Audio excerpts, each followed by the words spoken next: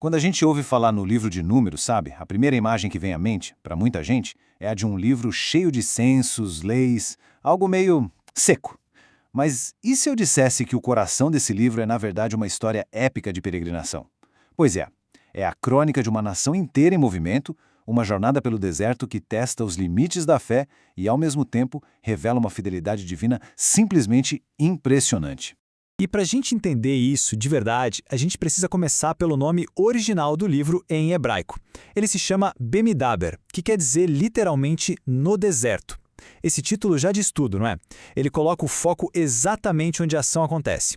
O deserto aqui não é só um cenário de fundo, ele é quase um personagem central que vai moldar e transformar o povo de Israel.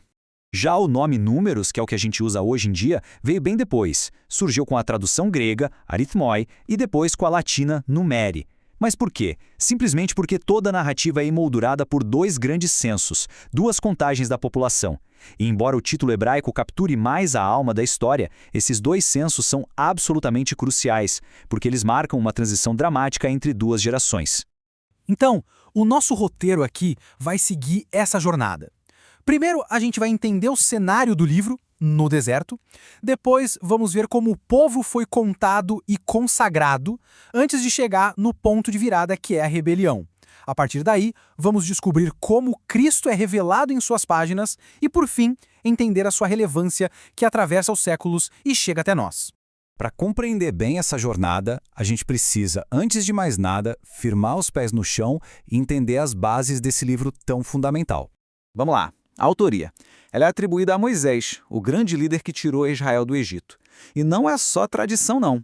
O próprio texto, lá em Números 33, versículo 2, afirma que foi ele quem registrou as etapas da jornada por ordem do Senhor. Isso é muito significativo. Pensa bem, o próprio líder da jornada é também o seu cronista. Moisés não apenas guiou o povo, mas ele registrou tudo como uma testemunha ocular divinamente inspirado. E a narrativa, olha, ela é vasta, cobre quase 40 anos. Começa com a organização de Israel no Sinai, logo depois eles terem recebido as leis de Deus. A gente vê a consagração dos levitas, tudo parece estar entrando nos eixos. Mas essa ordem inicial é logo abalada por murmurações e rebeliões.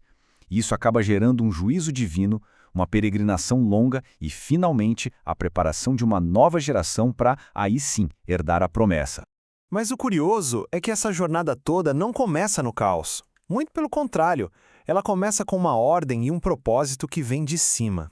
É aqui que a gente entende a importância daqueles dois censos. O primeiro, lá no capítulo 1, conta a geração que saiu do Egito, gente que estava pronta para a conquista. Só que essa geração falhou por causa da incredulidade. Já o segundo censo, no capítulo 26, conta uma geração completamente nova, nascida e criada no deserto. Essa seria a geração que herdaria a terra prometida. Os números, veja bem, contam uma história trágica de fracasso, mas também uma história cheia de esperança e recomeço. E no meio dessa nação de guerreiros, tinha uma tribo que foi separada para algo diferente. A tribo de Levi. Eles não foram contados para a guerra. Eles foram consagrados para o serviço sagrado. Eram os guardiões do tabernáculo, os ministros de Deus, funcionando como um lembrete constante da presença santa de Deus, bem ali, no meio do acampamento. E agora, agora a gente chega no coração do conflito da narrativa. Um momento decisivo, um ponto de virada, cujas consequências ecoaram por quase 4 décadas. Esse momento crítico acontece em um lugar chamado Cades Barneia. 12 espias são enviados para dar uma olhada na terra prometida. 10 deles voltam apavorados, falando de gigantes, de cidades impossíveis de invadir. Apenas 2, Caleb e Josué, mantêm a fé na promessa de Deus. Mas o povo escolhe ouvir o medo. E eles se rebelam abertamente, se recusando a avançar. A resposta de Deus é imediata. E é severa. A sentença divina é proclamada. Aquela geração incrédula não vai entrar na terra. Eles vagariam pelo deserto até que o último deles morresse. Somente os seus filhos, junto com os fiéis Caleb e Josué, é que herdariam a promessa. É uma sentença pesada. E essa linha do tempo aqui, ela ilustra o impacto devastador daquele único ato de incredulidade.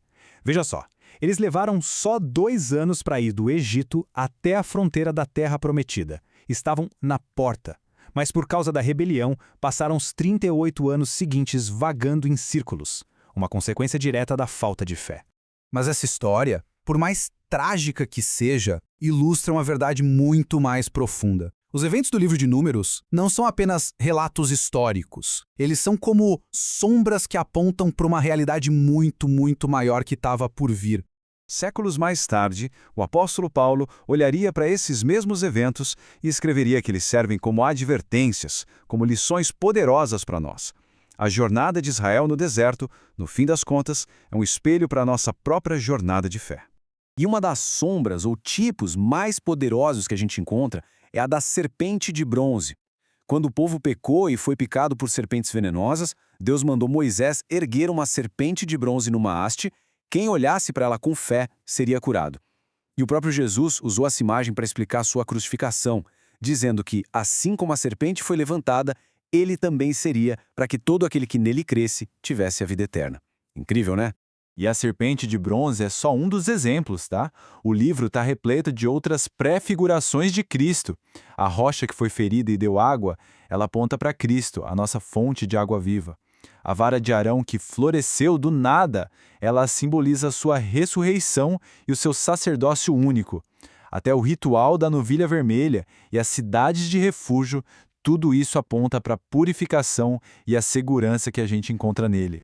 E não são só símbolos. A gente também encontra profecias bem explícitas. Pela boca de um profeta relutante, Balaão, Deus declara que uma estrela procederá de Jacó e um cetro subirá de Israel. Uma profecia clara, direta, sobre a vinda do rei Messias, Jesus Cristo. Então, com todos esses símbolos e profecias, a gente chega ao ponto crucial.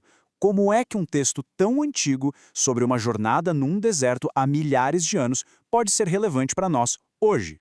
Acho que o tema central que percorre o livro de capa a capa é este contraste gritante.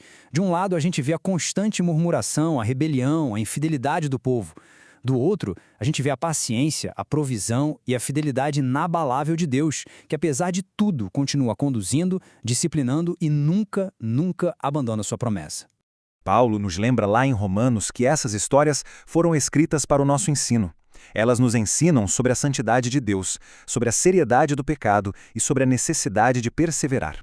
Elas nos trazem consolo e, acima de tudo, esperança. No fim das contas, o livro de Números é como um grande argumento sobre a necessidade da fé. Ele nos mostra o desastre que é a incredulidade e, ao mesmo tempo, aponta continuamente para frente, para a provisão definitiva, para a salvação e o refúgio seguro que não estão numa terra, mas numa pessoa, Jesus Cristo.